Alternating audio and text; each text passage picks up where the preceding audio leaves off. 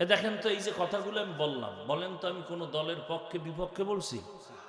শুরুতে যে একটা পয়েন্ট বলছি মনে আছে কি? আমার সব বয়ান কি ঠিক রাখার জন্য? আমার ইসলাম, কোনো আপোষ নাই। আমি ইসলামী দলের কোনো নেতাও না, দায়িত্বেও নেই, কিন্তু আমার মূল ইসলাম। ইসলাম আছে, আমি আছি। যেখানে ইসলাম নাই সেখানে আমি নেই, সোজা কথা, কোনো প্যাচ নাই। আপনি আওয়ামী লীগ করেন, বিএমপি করেন, জাসদ বাসদ অসৎ যা হন, আমার জানারও দরকার নেই। কিন্তু আপনি মুসলমান কিনা, আল্লাহকে ভালোবাসেন কিনা, যদি বলেন হ্যাঁ, তাহলে আপনার জীবনের মূল ইসলামকে বানান, না হয় দুনিয়াও বরবাদ, আখিরাতও বরবাদ। অনেকেই আমরা নামাজ পড়ি না ঠিক মতো, আছে না ভাই? রোজা ঠিক মতো রাখেন না, দাড়িও রাখেন না, তবে অন্তরে অন্তত এতটুকু ঈমান রাখেন। কতটুকু? বাবার সাথে মাঝে মাঝে সন্তানের ঝগড়া হয় কি হয় না? কথা বলেন। তার মানে বাবারে কেউ অপমান করলে সন্তান মেনে নিবে না, বরং কলারটা ধরে বলবে, এই বেয়াদব, আমি বাবার সাথে যতই তর্ক করি কিন্তু অপমান করবি এটা মেনে নিব না। ঠিক এতটুকু ঈমান রাখবেন। কোন বেঈমান, কোন বেয়াদব যদি ইসলাম, আল্লাহ, রসুল, কোরআন হাদিস নিয়ে অসম্মানজনক কোন শব্দ করে এবং আলেমের বিরুদ্ধে, সাথে সাথে কলারটা ধরে ফেলবেন, ধরেই বলবেন, এই রাধুনির বাচ্চা। কি বলবেন? রাধুনি মানি সবার মা রাধুনি, এটা গালি না। কি আপনার মা রাধুনি না? আমার মা রাধুনি না?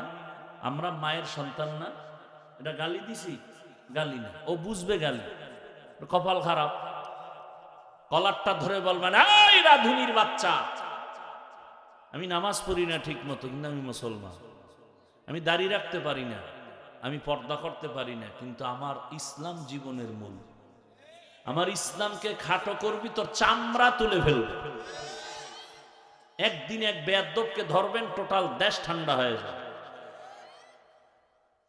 আল্লাহ হেদায়াত দান করুন। আমার পীর সাহেবের গালি দিলে আমি মানি, আমার যারে গালি দাও, কিন্তু এই চারটে বিষয়, আমার আল্লাহ, আমার রসুল, আমার ইসলাম, কোরআন হাদিস, এখানে কথা বললে উল্টা পাল্টা, তার সাথে কোনো আপোষ নেই। আউল বাউল ফাউল, কথা বলেন না কেন? বাউল অর্থ কি? বাউল,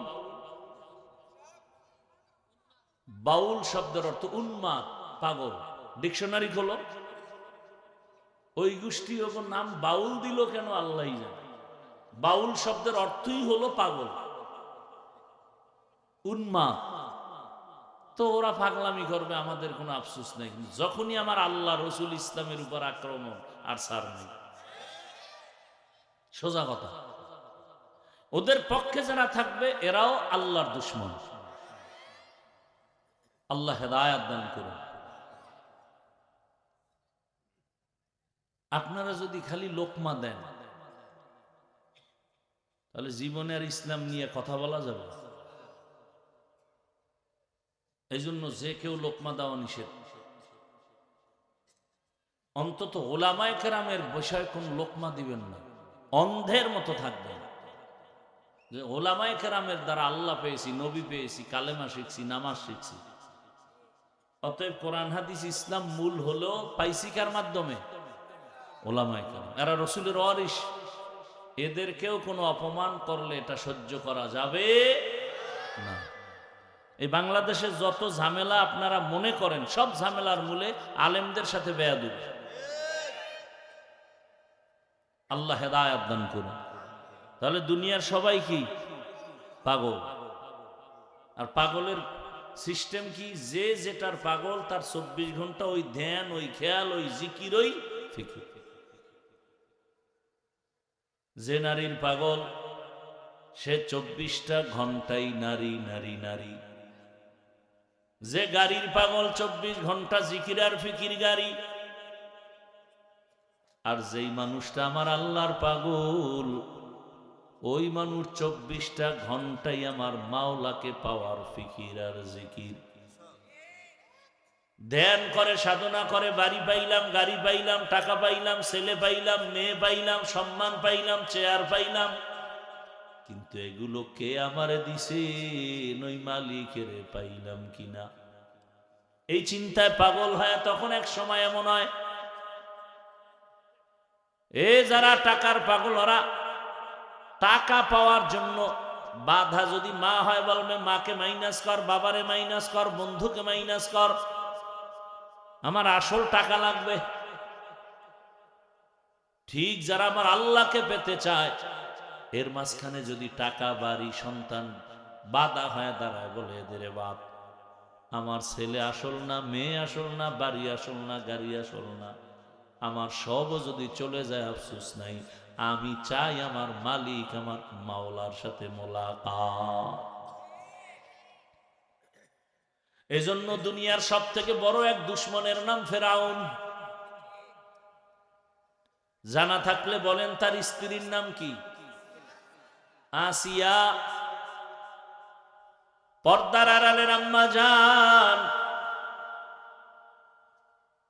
এত বড় বেঈমান ফেরাউন যে নিজেকে আল্লাহর বিরুদ্ধে গিয়া নিজেরে খোদা দাবি করলো,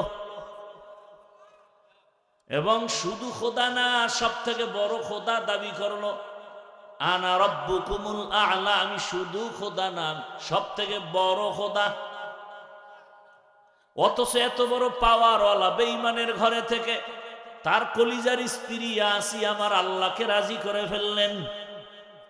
এমন ভাবে আমার আল্লাহর গোলাম বান্দি হয়ে গেলেন যে আমার রসুল বলেন, হাসরের ময়দানে জান্নাতের ভেতরে আমি মুহাম্মদের সাথে আসিয়ার সাথে বিবাহ হয়ে যাবে।